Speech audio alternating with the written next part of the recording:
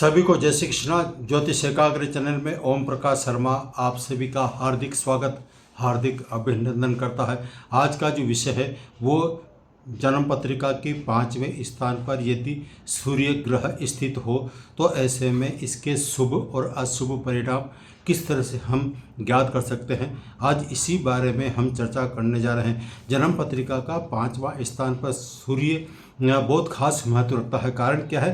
काल पुरुष की कुंडली के अनुसार यदि हम बात करते हैं तो काल पुरुष की कुंडली के अनुसार मेष राशि लग्न होता है और 5वां स्थान में स्वाभाविक तौर पर 5 लिखा हुआ आता है, जहाँ पर सिंह राशि आती है। सिंह राशि का स्वामी सूर्य होता है। तो ऐसे में सूर्य यदि अपने इस कारक तत्व को लिए हुए इस स्थान पर स्थित होगा तो क्या शुभ परिणाम देगा, क्या अपने कारक को छोड़ देगा या फिर उसके रिजल्ट देगा, आज इसी को संशय को हम दूर कर रहे हैं। अधिक विलंब न कर आज हम हमारा विषय प्रारंभ करते हैं। जन्म पत्रिका, जैसा कि मैंने भी बताया था कि काल पुरुष की कुंडली के अनुसार 5वें स्थान में यदि सूर्य ग्रह स्थित है तो ये कारक तत्व माना जाता है। ये कारक है सिंह राशि और सिंह राशि का स्वामी सूर्य होता है। तो ऐसे में 5वें स्थान पर सूर्य ग्रह स्थित हो तो हमें निम्न रिजल्ट मिलता है। सबसे पहले हम बात करते हैं, यदि जन्म पत्रिका में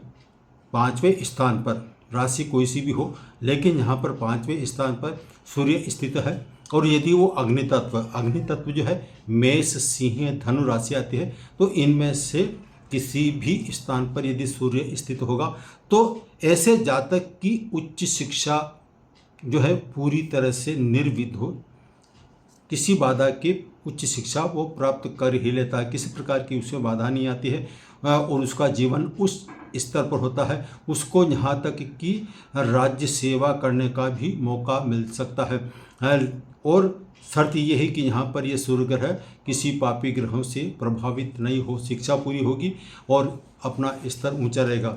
अब नंबर दूसरा पॉइंट है, यदि सूर्य ग्रह खुद की ही राशि सिंह राशि भी वैसे अग्नि तत्व में आती है, लेकिन ये खुद की ही राशि में यदि सूर्य स्थित होगा तो हम साधारण सी बात है कि ये मेष लग्न की पत्रिका है और मेष लग्न यानी कि काल पुरुष की कुंडली के अनुसार यदि सूर्य यहाँ पर स्थित है, यानी कि सिंह राशि में खुद की राशि में अपना सूर्य यहाँ पर स्थित हो, तो ऐसे व्यक्ति के इनकम में किसी प्रकार की बाधा नहीं आ सकती। खूब कमाता है, खूब लाभ होता है और खूब उच्च शिक्षा पाता है, खूब मान सम्मान पाता है, लेकिन एक जगह इसको अचानक मात खानी पड़ सकती है। वो है उम्मीद से ज़्यादा खर्चा ज़्यादा हो जाता है, अनावश्यक खर्चा बढ़ जाता है, अनावश्यक फिजूल खर्चा यानी दिखावे का खर्चा।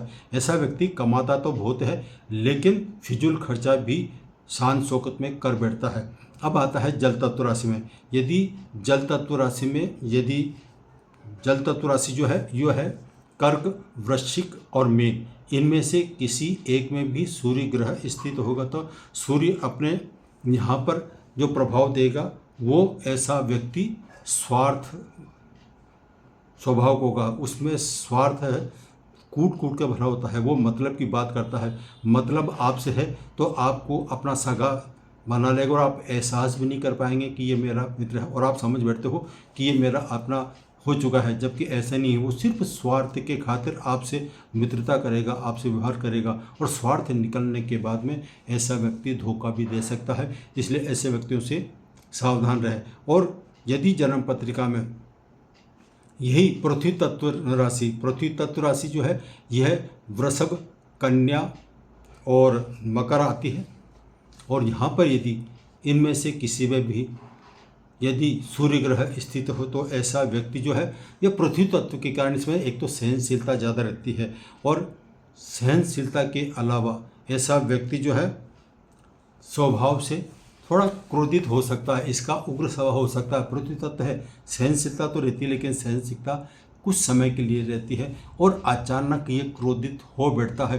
परिवार में किसी से भी ये क्रोधित होगा तो इसको आपा खो बैठता है, इसको ये ध्यान नहीं रहता है कि ये मेरे मम्मी है या पापा है, कुछ भी बोल देता है। तो ऐसे में ऐसे व्यक्ति थोड़ा सावधानी बरता है। यदि सूर्य यदि अपने मेष राशि में स्थित तो मेष राशि जो है ये मेष राशि के स्वामी मंगल होता है और मेष में यदि मेष राशि में यदि सूर्य 5वें स्थान पर स्थित हो तो ऐसे में ऐसा जातक यदि गरीब परिवार में भी जन्म लेगा तब भी वो गरीबी से निकलकर जैसे जैसी उम्र बढ़ेगी उसकी ग्रोथ हर क्षेत्र में बढ़ती ही चली जाएगी। उसके मान प्रतिष्ठा भी दिनों दिन बढ़ती ही चली जाएगी। इसमें किसी प्रकार की कमी नहीं देखी जाती है।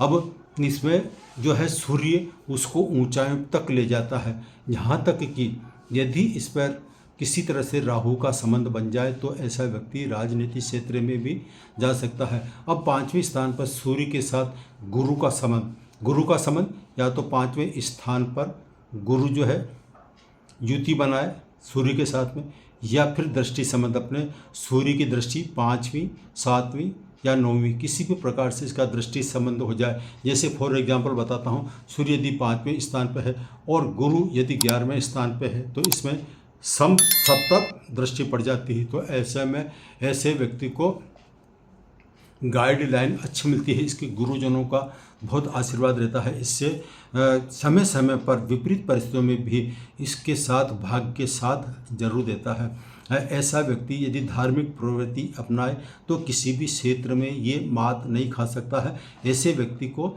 समाज में मान सम्मान मिलते हैं। बस मान सम्मान के अलावा यदि यह दूसरों को अपने हिस्से में यानी कि जो कमाता है उसमें से कुछ हिस्सा अपने निकालने लग जाए दान के लिए धर्म के प्रति, तो ऐसे में इसकी ग्रोथ दिनों दिन हर क्षेत्र में बढ़ती ही चली जाती है।